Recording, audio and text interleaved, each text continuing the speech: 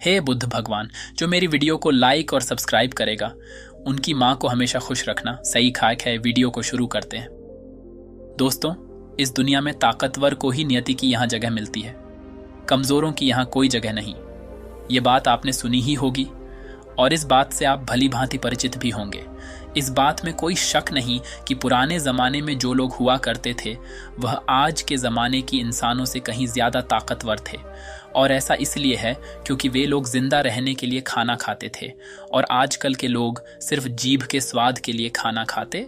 आप एक और तथ्य से वाकिफ होंगे कि एक रोटी से 10 गुना ज़्यादा ताकत आटे में होती है, आटे से 10 गुना अधिक ताकत दूध में होती है और दूध से 8 गुना अधिक ताकतवर मांस आहार होता है और मांस आहार से 10 गुना ज़्यादा ताकतवर घी होता है। लेकिन यदि आप आज के समय पर देखेंगे, यदि किसी व्यक्ति को घी खाने के लिए दिया जाए तो वो ज़्यादा से ज़्यादा 1 चम्मच ही उसका सेवन कर सकता है, उसके ऊपर वो नहीं खा पाएगा। लेकिन यदि हम पुराने ज़माने के इंसानों की बात करें तो उस समय पर घी उनका सर्वश्रेष्ठ भोजन होता था। आपने महाराणा प्रताप के बारे में तो सुना ही होगा। वो जितना वजन लेकर युद्ध भूमि पर लड़ते थे उतना वजन तो आज के 4 आदमी भी उठा नहीं पाएंगे। इसीलिए कहा जाता है कि तब के ज़माने के लोग सचमुच जीवन जीते थे और आज के लोग तो केवल ज़बरदस्ती इस जीवन को जी रहे हैं। बहुत समय पहले की बात है, एक छोटा सा राज्य था। उस राज्य का राजा बहुत दयालु था और वहाँ की सेना भी बहुत पराक्रमी थी। उससे न मैं एक ऐसा व्यक्ति भी था जो अत्यधिक पराक्रम था और वह उस राज्य का सर्वश्रेष्ठ योद्धा था। वो इतना ताकतवर था कि एक साथ वो 50 लोगों को भी परास्त कर सकता था और राजा उसके इस पराक्रम से हमेशा बहुत खुश रहते थे। जब भी उससे कोई युद्ध करने जाता तो वो पहले 100 बार सोचा करता कि क्या उसे युद्ध करना आसान है, क्या उसे हराना आसान है। हर कोई जानता था कि वो बहुत शूरवीर है, बहुत ताकतवर है, इसलिए उसे हराना लगभग असंभव था। अपने राजा के लिए हमेशा तत्पर रहता, अपने राज्य के राजा के लिए, अपनी प्रजा के लिए जो कुछ उसे अच्छा होता वह उसे अवश्य करता। एक बार की बात है, वह शूरवीर योद्धा अपना पराक्रम दिखा रहा था। उसी वक्त उसके दोनों पुत्र वहां पर आए हुए थे। राजा ने उसके दोनों पुत्रों को देखा और राजा के मन में ये लालसा जगी, आने वाले समय में हमारे राज्य के लिए इनमें से सबसे सर्वश्रेष्ठ योद्धा कौन होगा, हमारे राज्य के लिए योग्य कौन होगा। यह बात जब उस योद्धा के कानों में पड़ी तो वो अत्यधिक चिंतित हो गया। उस योद्धा के 2 पुत्र थे। जो बड़ा वाला बेटा था वो हर चीज का हुनर सीख चुका था, फिर चाहे वो तलवारबाजी हो, लोगों से बोलना हो, आग से खेलना, हर तरफ की चालबाजी से वो संपूर्ण था। उसे जो कुछ भी सिखाया जाता वह उसे सीखने में निपुण था। वो बहुत जल्द उस विद्या को, उस कला को सीख जाता था। यदि हर कोई यही कहता कि अगला योद्धा यही होगा, यही हमारे राज्य के लिए सर्वश्रेष्ठ योद्धा बन सकता है, लेकिन उस योद्धा का एक छोटा पुत्र भी था जो बहुत कमजोर था, जिससे कोई भी चीज सीखने में अत्यधिक समय लगता था और उसे देखकर कोई भी यह नहीं कहता था कि यह कभी योद्धा बन सकेगा। उसके पिता ने बहुत कुछ सीखने का प्रयास किया लेकिन वह कभी भी कुछ सीख नहीं पाया। ना ही तो वह अच्छी तलवारबाजी कर पाता था, ना ही उसे एक योद्धा की तरह जीना आता था। वो हमेशा आलसियों की तरह पड़ा रहता। जब भी वो योद्धा अपने दोनों पुत्रों को एक साथ देखता तो उसे बहुत चिंता होती, उसे बहुत तकलीफ होती, क्योंकि वह अपने दोनों पुत्रों को एक समान बनाना चाहता था। वो अपने दोनों पुत्रों में कोई फर्क नहीं समझता था, लेकिन जब भी कोई ये कहता कि बड़ा पुत्र अत्यधिक बलवान है, शूरवीर है, वह एक योद्धा जरूर बनेगा, और जब वहीं पर छोटे बच्चे के लिए कोई ये कहता ये तो कमजोर है, आलसी है, ये भला क्या कर पाएगा, यह सुन उस योद्धा को बहुत तकलीफ होती, बहुत दुख होता। लेकिन वो योद्धा यह जानता था कि इसमें उसके छोटे बेटे की कोई गलती नहीं है। उसका व्यवहार दूसरों से अलग है और ये दूसरों से थोड़ा कमजोर है, लेकिन इससे कुछ बातों का ध्यान रखना होगा, तभी ये दूसरों के साथ पराक्रमी बन सकता है, दूसरों जैसा तलवारबाज बन सकता है, दूसरों जैसा सर्वश्रेष्ठ योद्धा भी बन सकता है। इस बात का ध्यान रखते हुए वो योद्धा अपने उस बेटे को लेकर एक गुरु के पास पहुंचा। ये वही आश्रम था जहां उस योद्धा ने भी शिक्षा ग्रहण की थी। वह उस गुरु को भली भांति जानता था और ये भी जानता था कि वो गुरु उसके छोटे बेटे को शिक्षा अवश्य देंगे, जिससे वहां भी अन्य लोगों की तरह पराक्रमी और शूरवीर बन सकता है। वो भी उन गुरु के पास ले गया, उन्हें प्रणाम किया और कहने लगा, हे गुरु, मैं चाहता हूं कि मेरा बच्चा आपसे शिक्षा ग्रहण करे। ये थोड़ा आलसी है, थोड़ा कमज़ोर है और ये कभी कुछ सीखना ही नहीं चाहता, जबकि मेरा बड़ा बेटा बहुत साहसी है, शूरवीर है, ताकतवर है, पराक्रमी है और इस राज्य को ऐसे ही लोगों की आवश्यकता है। लेकिन मेरा ये छोटा बेटा, जो कि मेरी चिंता का कारण बना हुआ है, मैं चाहता हूँ कि अभी पराक्रमी बने, शूरवीर बने, ताकतवर बने, ताकि इस राज्य का हर कोई इसके भी गुण गाए। मैंने बहुत प्रयास किए, मैंने कई तरह के उपाय भी किए ताकि अपने जीवन में कुछ कर सके, कुछ सीख सके, लेकिन ये कभी कुछ सीखना ही नहीं चाहता। मैं चाहता हूं कि मेरे दोनों पुत्र एक बराबर, किसी में कोई कमी ना, इन दोनों को एक बराबर अधिकार मिले, लेकिन यह अपने आलस के कारण, अपनी कमजोरी के कारण हमेशा पीछे रह जाता है। मैंने इसे कई बार समझाया, लेकिन यह है कि मेरी बातों को मानता ही नहीं। मैं अपने दोनों बेटों में कोई भेदभाव नहीं रखना चाहता, मैं दोनों को एक बराबर बनाना चाहता हूँ। उस योद्धा की ये सारी बातें सुनकर वह गुरु उस योद्धा से कहते हैं, मैं जानता हूं तुम्हारे पुत्र को क्या तकलीफ है, मैं इसे वैसा ही बना दूंगा जैसा तुम चाहते हो, लेकिन इसके लिए तुम्हें इसे कुछ दिन के लिए मेरे पास यहाँ पर आश्रम में छोड़ना होगा। और मैं तुम्हें यकीन दिलाता हूँ कि जब तुम वापस इसे लेने जाओगे तो तुम्हें तुम्हारा यह पुत्र इस प्रकार नहीं दिखेगा। इसकी जगह पर तुम्हें वो पराक्रमी, वो ताकतवर बेटा मिलेगा जैसा तुम चाहते। वह गुरु अत्यधिक आत्मज्ञानी थे, बस उस योद्धा के पुत्र को देखकर यह समझ चुके थे कि उसे क्या तकलीफ है और उसे किस तरह से ठीक किया जा सकता है, उसे किस तरह से पराक्रमी बनाया जा सकता है, क्योंकि आखिर वो एक ऐसे योद्धा का पुत्र है जिसे अभी तक कोई हरा नहीं सका था। बस उसे इस बात का एहसास करवाना ही काफ़ी था। उस गुरु के कहने पर अपने पुत्र को वहीं पर छोड़कर वापस अपने घर की ओर लौट जाता है। उसके बाद उस योद्धा का वह पुत्र एक शिष्य बनकर उन गुरु के आश्रम में रहने लगता है, वहाँ के सारे कामकाज करने लगता है, वहाँ पर वो सीखने लगता है, समझने लगता, और इसी प्रकार कई दिन बीत जाते हैं। और एक दिन सही समय आने पर वह गुरु उस योद्धा के पुत्र से कहते हैं, चलो आज मैं तुम्हें कुछ दिखाना चाहता हूँ। इतना कहकर वह गुरु उस योद्धा के पुत्र का हाथ पकड़ लेते और उसे लेकर एक पहाड़ी की ओर ऊपर की ओर बढ़ चलते। उस पहाड़ी के ऊपरी छोर पर ले जाकर वह गुरु उस पुत्र से कहते हैं, आज मैं तुम्हें कुछ सिखाने वाला हूँ पुत्र, तुम्हें ध्यान से सीखना होगा, क्योंकि यदि तुमने आज ये बात नहीं सीखी तो तुम अपने जीवन भर कुछ नहीं कर पाओगे, कुछ नहीं सीख पाओगे और हमेशा लोग तुम्हें कमज़ोर और असहाय समझेंगे और उसी दृष्टि से तुम्हें देखा जाएगा। धीरे धीरे कई दिन बीत चुके हैं और अब तुम्हारे घर जाने का वक्त भी करीब आ चुका है। इसीलिए आज मैं तुम्हें यहाँ पर लेकर आया हूँ ताकि मैं तुम्हें सिखा सकूँ, ये समझ आ सकूँ कि तुम इस धरती पर क्यों आए, तुम्हारे आने का क्या कारण है।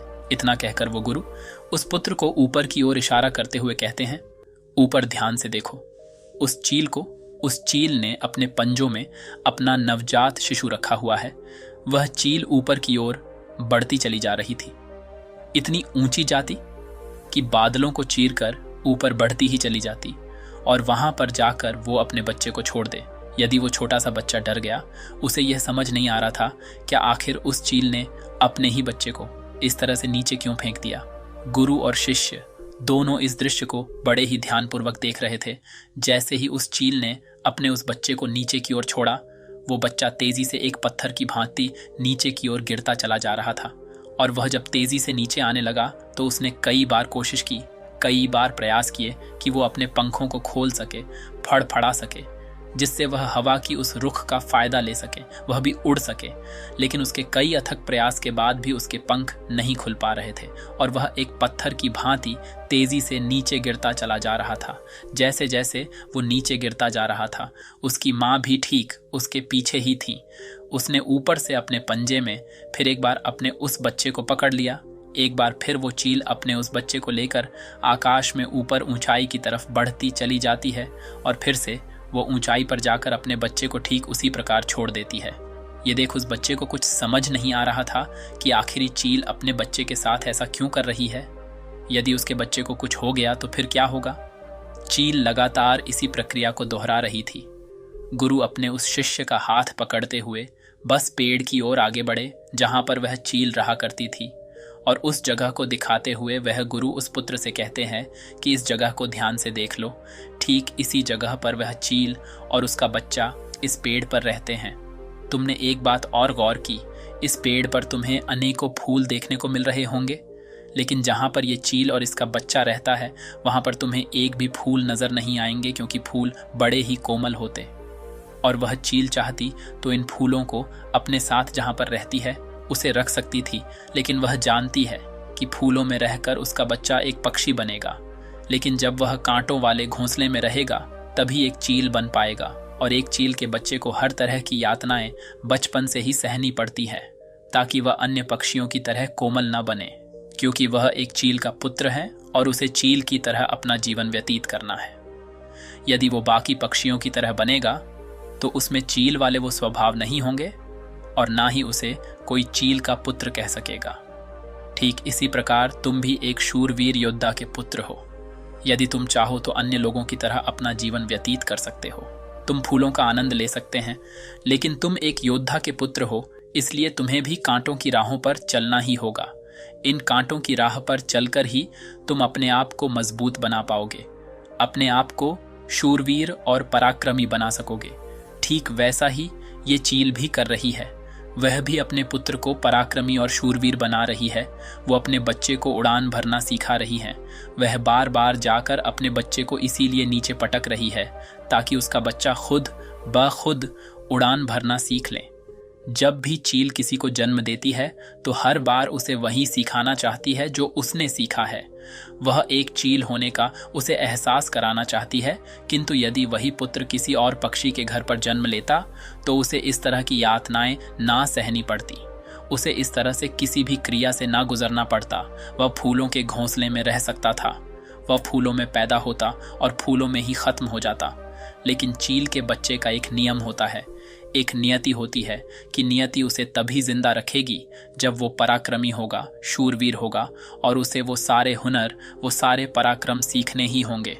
ठीक उसी प्रकार तुम भी एक शूरवीर योद्धा के पुत्र, एक पराक्रमी योद्धा के पुत्र, इसीलिए तुम्हें भी वह हुनर सीखना ही पड़ेगा। अन्यथा अन्य पक्षियों की तरह तुम भी अपने जीवन में कुछ नहीं कर पाओगे। तुम भी एक दिन फूलों में जीकर फूलों में ही मर जाओगे। ये सब देखकर वो पुत्र उन गुरु के चरणों में गिर पड़ा, उन्हें प्रणाम की और कहने लगा, हे गुरुदेव, मुझे अपनी गलती का एहसास हो चुका है। मुझे यह पता चल चुका है कि मैं एक शूरवीर योद्धा का पुत्र हूँ और मुझे अपना जीवन इसी तरह से जीना है। मुझे इस हुनर को सीखना ही होगा। इतना कहकर वह गुरु और शिष्य वापस आश्रम की ओर लौट जाते हैं। वहाँ पहुँचने के बाद वह गुरु अपने उस शिष्य से कहते हैं, मैं तुम्हें कुछ ऐसी बातें बताने जा रहा हूँ जिससे तुम्हें अपने जीवन में उतारना होगा। यदि तुम इन बातों को अपने जीवन में उतार लेते हो और इसे तुम्हें जीवन भर याद रखना होगा।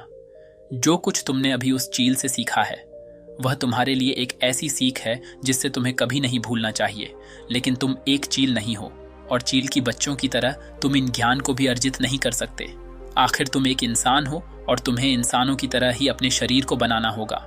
आज मैं तुम्हें कुछ बातें बताने जा रहा हूँ जो तुम्हें अपने घर जाकर करनी होगी, जिससे तुम एक पराक्रमी योद्धा बन सकोगे और अपने शरीर को स्वस्थ रख पाओगे। क्योंकि एक शूरवीर हमेशा अपने शरीर का ध्यान रखता है। वो हमेशा अपने शरीर को चुस्तीला और फुर्तीला बनाए रखता है, जिसके कारण वो कभी बीमार नहीं पड़ता। तुम्हें भी इस बात का ध्यानपूर्वक ध्यान रखना होगा। तुम्हें सुबह जल्दी उठना होगा। 6 से 8 घंटे की नींद तुम्हारे लिए महत्वपूर्ण है। इससे ज्यादा कभी मत सोना।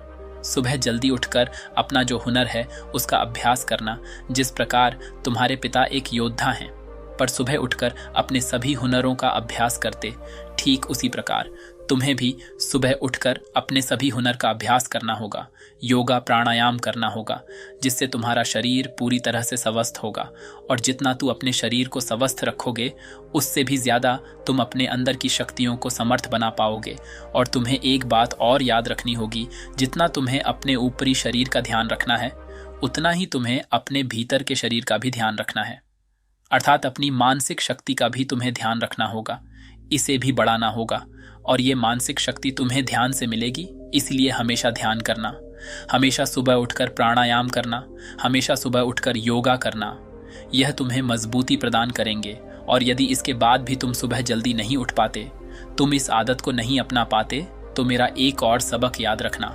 जिस दिन तुम उठने में लेट हो जाओ, अर्थात जितना समय तुम देरी से उठो अपने शरीर पर, उतने ही कोड़े मरवाना। जब तुम यह क्रिया 4 से 5 दिन करोगे तो तुम खुद ही अपने आप में वो बदलाव देख पाओगे कि तुम अपने आप ही अपने समय पर उठना शुरू कर पाओगे।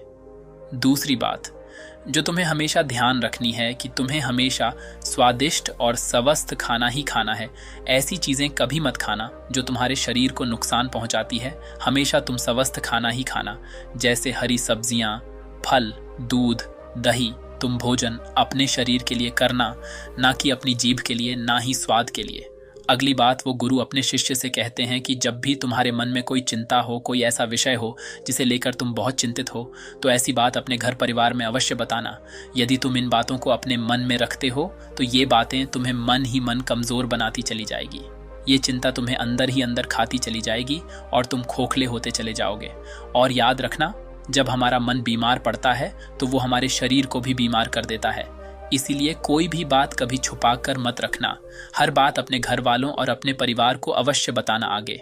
वह गुरु अपने उस शिष्य से कहते हैं, हमेशा सकारात्मक सोच रखना, कभी भी नकारात्मक विचार अपने दिमाग में आने मत देना। सबके जीवन में उतार और चढ़ाव तो आते ही रहते हैं। सभी के जीवन में सुख और दुख लगा ही रहता है, कभी अच्छा तो कभी बुरा। जीवन इसी प्रकार चलता है। तुम्हारे जीवन में समय चाहे कैसा भी क्यों ना आए, लेकिन तुम्हें हमेशा एक सकारात्मक सोच ही अपनानी है, जिससे तुम अपने जीवन में आने वाली कठिन से कठिन परिस्थितियों का सामना हंसते हुए और बड़ी ही सरलता से उसका सामना कर सको और जीवन में आगे बढ़ पाओगे। अगली बात जो तुम्हें याद रखनी चाहिए, क्यों तुम्हें हमेशा मुस्कुराते रहना है, क्योंकि एक योद्धा यदि चिंतित हो तो उसका राज्य भी चिंतित हो सकता है और तुम्हारी मुस्कुराहट से ही सबको ताकत मिलती है। तुम एक शूरवीर योद्धा के पुत्र।